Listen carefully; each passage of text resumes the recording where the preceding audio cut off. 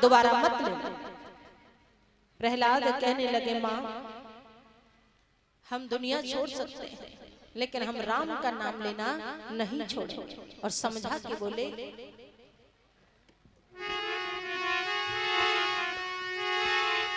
राम नाम मरनी को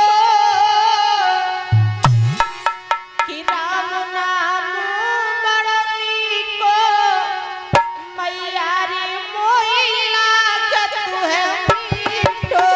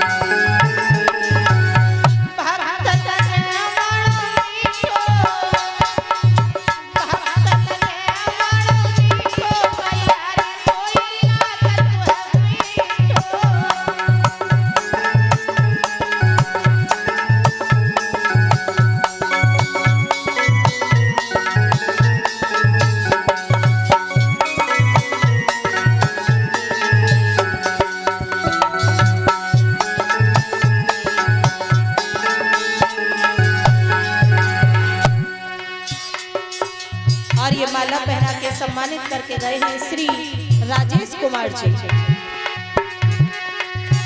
राम नाम बड़नी को मैया रे मोई लागत है मीठो।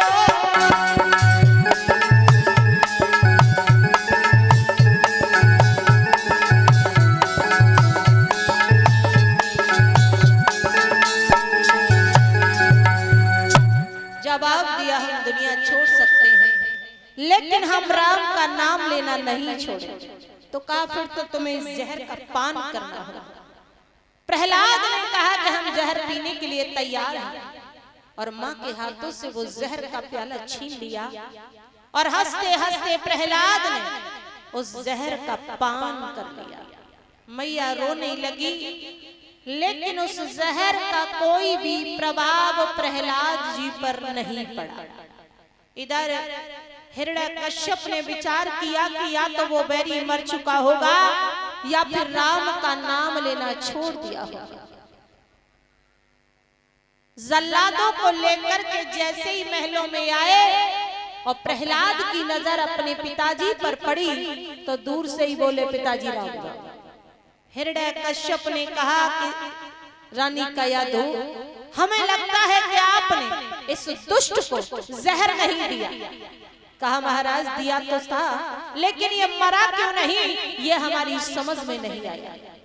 कहा महारानी आप एक माँ हो और कोई भी माँ अपने हाथों से अपने पुत्र को जहर नहीं दे सकती। कहाँ है वो जहर का प्याला? उठा करके दिया। हिरण्यकश्यप ने कहा कि जल्लादो चाख करके बताओ कि इसका स्वाद कैसा है। जल्लादों ने चाक तो लिया लेकिन स्वाद नहीं बता पाए, इतना तेज था वो जहर। हिरण्यकश्यप ने कहा कि लगता है प्रहलाद को हमें अपने हाथों से ही मारना होगा और लेकर के चले। तो सामने से हिरण्यकश्यप की बहन सहिका चली आ रही थी। सहिका ने अपने भतीजे को घसीटता हुआ देखा तो कहा कि इसे कहां ले जा रहे हैं? कहा इसने हमारे वैरी का नाम लेना प्रारंभ कर दिया है, इसलिए हम इसे मारने के लिए ले जा रहे हैं। सहिका कहने लगी कि इसे हमारे हवाले कर दो, हम इसे समझा देंगे।